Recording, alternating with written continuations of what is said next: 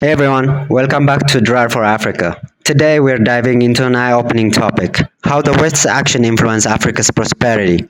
I recently watched a speech by economist Jeffrey Sachs, and it got me thinking. So let's break it down. Why does Africa, a continent rich in resources, still struggle with poverty? What role does the West play in this? But first, let's listen to this interview by President Isaias Afwerki.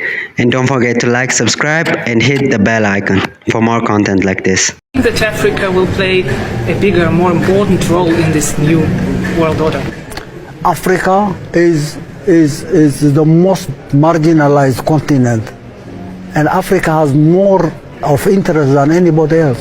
Africa should be more interested, and Africa is more interested now because of the failures and because of the marginalization, its exploitation, looting, destroying communities, creating crisis here and crisis there, and making Africa a recipient of aid when 60% of global endowments are in the continent.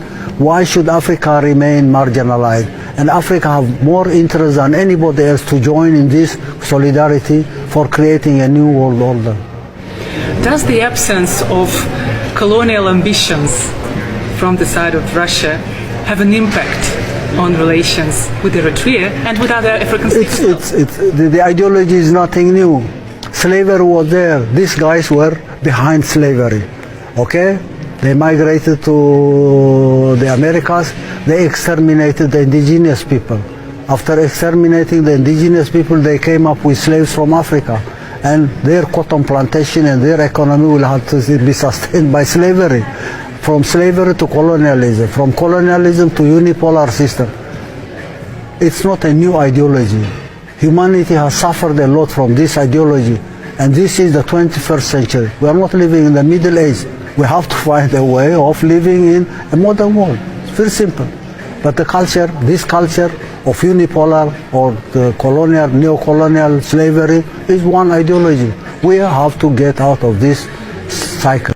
We heard from the Minister of DRC. What's wrong with your country? Well, we don't even start by saying the King of Belgium created a slave colony for 30 years. The government of Belgium ran the slave colony for another 40 years. The CIA assassinated your first popular leader, Mr. Lumumba. We have a world food system.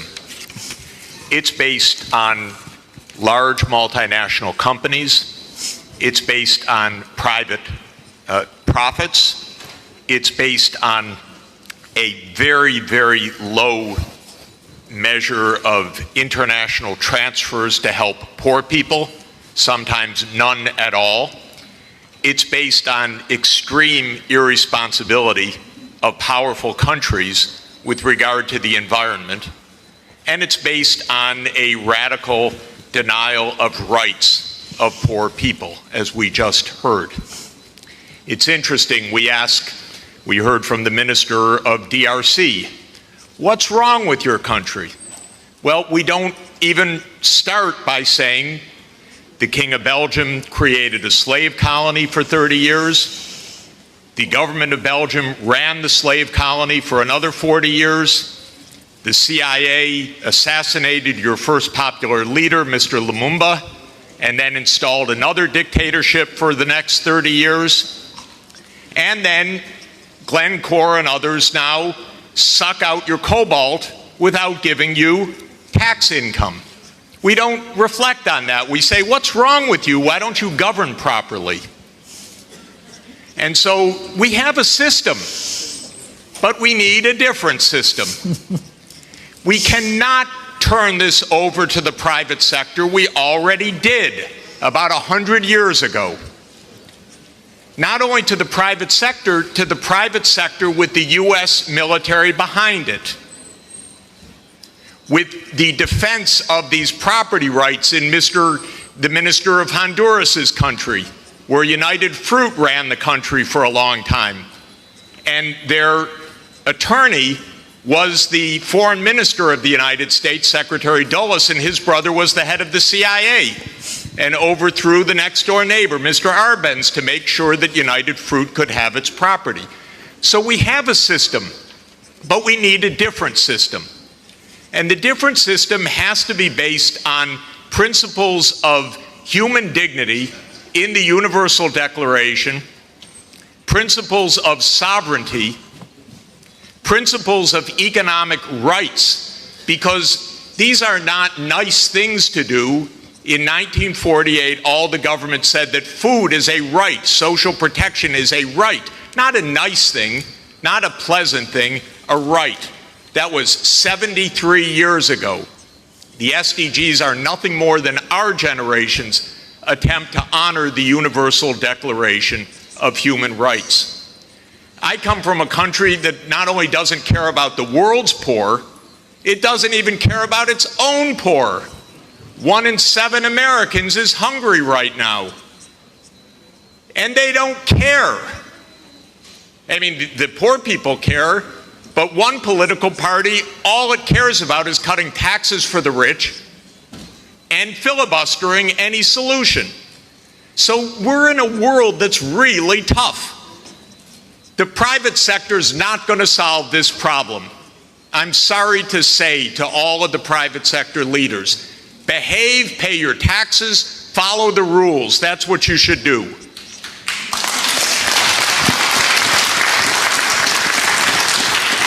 And what the governments should do is the following. They won't, but they should. First, the G20 should become the G21 by inviting systemically the chairperson of the African Union and the African Union to be the 21st country. The European Union is a member of the G20 as the EU.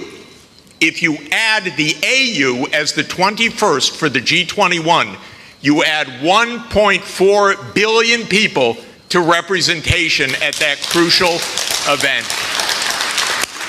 That will change decisively the discussion, because 1.4 billion people are not at the table for finance right now, and they need to be. So my first recommendation is the G21. I love the G20. Add one seat, 1.4 billion people with the AU represented. Second, we need an order of magnitude change of development finance. The rich countries just borrowed $17 trillion for COVID. The poor countries, nothing. Because the rich countries can borrow at 0, and the poor countries pay 5 or 10% coupon rates or have no access at all. So the world exposed its grotesque inequality this past year and a half. Rich countries didn't say, we tighten our belts, why don't you? My country spent $7 trillion of emergency funding, not one penny for anybody else, by the way. $7 trillion, it didn't even cross the imagination of the US Congress to include a few crumbs for the rest of the world. But the poor countries cannot borrow. That's what we should have heard from the World Bank. I didn't hear that from the World Bank. I didn't hear real numbers. Real numbers are in trillions right now because the world economy is 100 trillion a year. But we don't talk about real numbers. But my job, all I know in this world is long division. Divide by 100 trillion and then see whether you're talking about something real or not. So that's the second thing. We need massively to increase the lending and borrowing capacity of poor countries at near 0 interest rates like the rich countries have. Then they could get something done. By the way, for COVID vaccines, what we really need is for the United States to sit down with China, with Russia, with the European Union and the UK one day around the table and allocate these vaccines rather than hoarding them. That's all it would take. And then we're going to have national pathways. This is a wonderful idea, but they're going to need financing.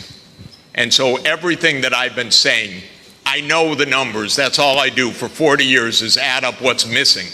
You want electricity? It has to be purchased. You want digital access? It has to be purchased. You want safe water irrigation? It has to be purchased. This is what I do for a living, is add up these numbers and then find out that then somebody makes up something and names 1/100th of what's really needed. It's not even hard. By the way, the IMF has done wonderful studies in the last 2 years showing that we have a financing gap of about $400 to $500 billion a year for the basics for the SDGs. They show the gap, but nobody comes up with the number, the solution, which wouldn't be so hard because that's just not a big number. It's 0.5 of 1% of world output. So if we really care, we wouldn't have the G7 saying, we love education, therefore we're going to give $3 billion for education. That's what they said at the summit. But what UNESCO has shown is that you need at least $30 billion a year, minimum. But nobody looks at numbers. They just make up nice check the box. So we need the real numbers of finance to back the national pathways. The final thing is we need the UN as the core and central institution of this world, period. Because this is the only way we're going to have a civilized world, is a strong UN. And it cannot be that the whole UN budget is less than my neighborhood's budget in New York. The UN core budget this year is $3 billion. New York City's budget is $100 billion. And then we say, why don't things work well? Because the rich are hoarding everything. Final point, rather than our 3 billionaires going in space, well, they could go into space and stay there and leave their money behind. That would be one idea. But another idea is we have 2,775 billionaires on the current list. Their combined net worth, 2,700, is $13.1 trillion. Now, I have it on good authority, you don't need more than $1 billion to be comfortable. But they have an excess of $11 trillion over just the $1 billion. So we should be taxing that and having a civilized world. Thank you. Jeffrey Sachs.